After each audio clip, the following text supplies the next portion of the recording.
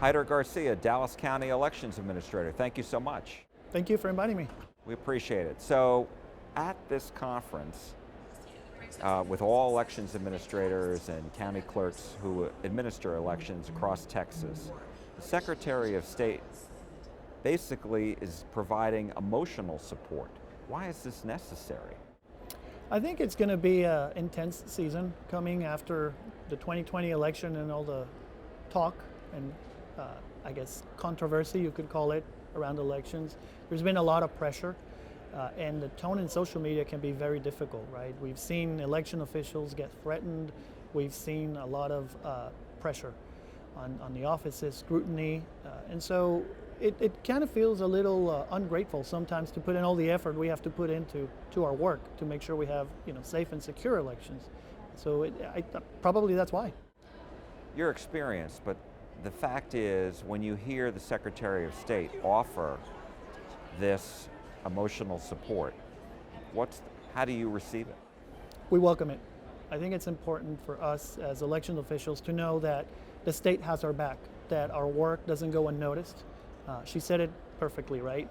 We understand that there's always going to be one or two people who probably have a complaint or a bad experience, but think about the hundreds of thousands in each one of our counties that get well served and who are happy and understand and trust the process, right? So people are more vocal when they're not happy, and so sometimes it's difficult in our position to appreciate how they appreciate our work because they're not that vocal about it.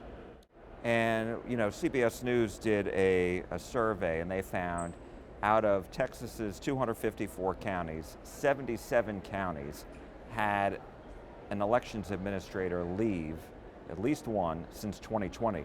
There were about a dozen that had multiple leave. And you in Dallas are the third person to be in this role since the 2020 election. What do you make of that? Some of it is just the natural cycle, right?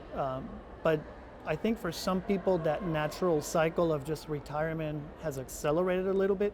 This environment of ungratefulness that we sometimes see and again, the myths, the theories, the conspiracies around us make people wonder, I'm eligible for retirement, why wait? Why put up with this any longer, right? And so I think that's a little bit of what you see, people making a choice earlier because they feel it's probably too much and there's no need to keep up with it. And for some people it's just finding better opportunities, things like that. There is an increase. There is an increase, and it's undeniable that is directly related to the environment that we're subject to. Which is what? I mean, have you been threatened? Has there been harassment, et cetera? I've been threatened. It has cooled down, but if you go back to 2020, post-election, it was very, very difficult for me and my family. I know people in the state, people who are here right now who've been through the same. Harassment, I mean real harassment, okay? I don't talk about harassment when it's just citizens asking questions, which we welcome. We understand it's part of our job. I mean real harassment as in complaints about non-issues, about rumors created that are unfounded, right? I mean, how many people have said things about me that I've been accused in countries abroad or that I have criminal charges? And it's just this intent to I think, break your spine, right? To see if they can wear you off. That is the thing that is happening. Because they want you to leave the job? Because there's this whole current of people who have been so invested in saying there has to be something wrong with elections that I think at this point they're just wanting to create the illusion because they don't want to back down, right?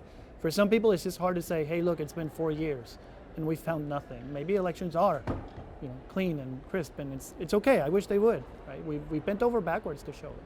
But that environment is there, that pressure and that hostility is there. Did that lead to you leaving Tarrant County?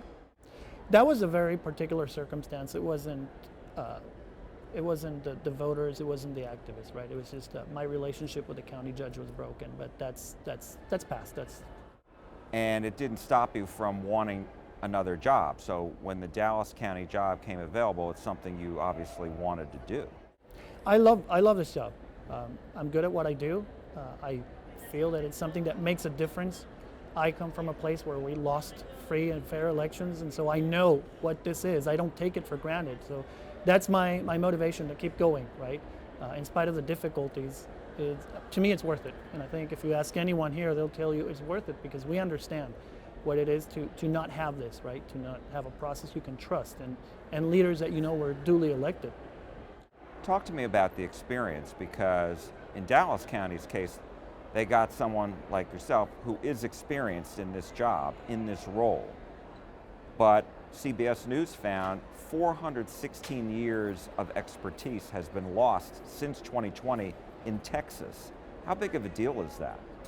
It is, right? The process is very clearly spelled out in the law. The Secretary of State, their elections department does a fantastic job of staying on top and putting out advisories and guidance and webinars and just kind of holding our hands. Experience lets you not slip over things that have happened in the past. And it comes into play a lot when you run into unforeseen scenarios or specific circumstances, right? You know how to react better. You've been through these plans. You don't overlook things in stress. It does make a difference, but I think the camaraderie you've seen between counties and with the state and the counties is going to help. The state has seen this. The state understands that it is important to make up for the loss of these 416 years that you're mentioning and experience. So they've done a fantastic job of making sure that they are casting a really wide net to help everyone. And you talked about, experience. I mean, things happen to experience when, you've got the experience and, a curveball comes your way. Yep. And I was just thinking of the weather in May, right? In March, in the primary. In the primary, right? And so, because you had, 100 voting centers that were without power, or what was that? It ended up being a little under 80, if I remember Okay. well. But yeah, it was a massive storm, floods, people couldn't make it to polling places, and so that played a lot. And it's not just my experience, right? We have really good staff, and that's something that people need to understand. Elections don't depend on one person.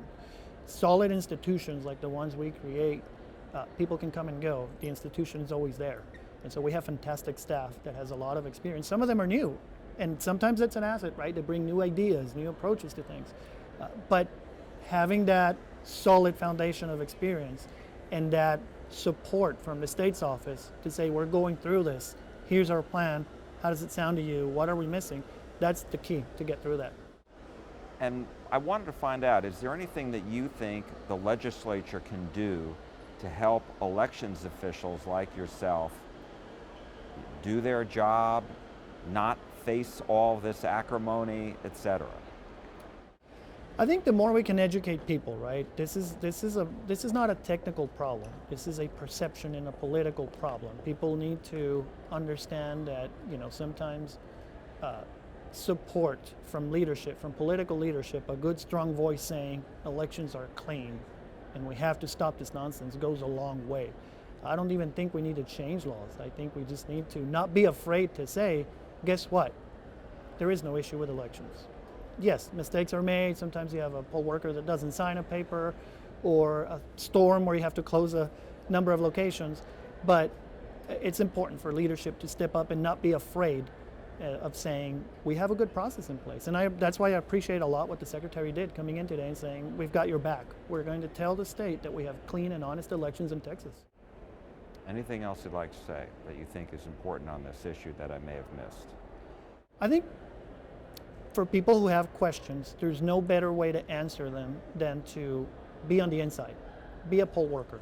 Sign up with your party to be on the ballot board. Be a watcher. We want watchers to be there to see how things happen.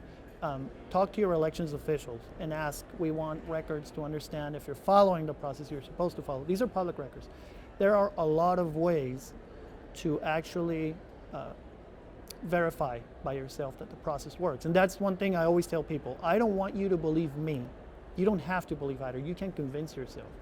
But you have to know the process and you have to look at the records, and then you'll be able to kind of piece it all together and see that we have clean elections. So get involved, understand the process, and then come to your own conclusions with facts in hand, not with rumors, not with social media posts, but with facts. All right, come in and learn it yourself. Come in and learn it yourself. Be a part of it. And Dallas County allows that. Absolutely. Any county in Texas. I don't know one EA that will not want to welcome someone in. Before you went in to listen to the Secretary, one of the counties was presenting their Citizens Academy program, where they do classes and they bring people in, anybody who wants to sign in and say, here's how we do it. You're going to be a ballot board member today. You're going to be the central count person tomorrow. You're going to see how ballots are processed, counted, how they're tallied, how machines are prepared. You're going to do it. You're going to be the chef in our kitchen. I think that's important. Is that something you would consider in Dallas County? We've been talking about it for months. If you look at our Elections Commission presentation and the Citizens Advisory Committee, it's something that we had on the roadmap. It's an experience that other counties have been putting into place across the nation. And I did some of that in Tarrant when we did that workshop where we brought everyone in and we explained top to bottom. We did like a 2-hour presentation how elections happen, right? This is one step further in saying, well, now let's not just show you a PowerPoint, let's bring you into the kitchen and have you make the cake, right? I think we have to keep going forward, moving forward with those efforts. But any opportunity your county gives you, to go back to your question, what do I tell people who want to trust the process? Get involved. Don't let someone tell you what the story is. Go and do it yourself and be a part of it. Dallas County Elections Administrator Heider Garcia, thank you so much. We Thank you. appreciate it. Thank you for the invite.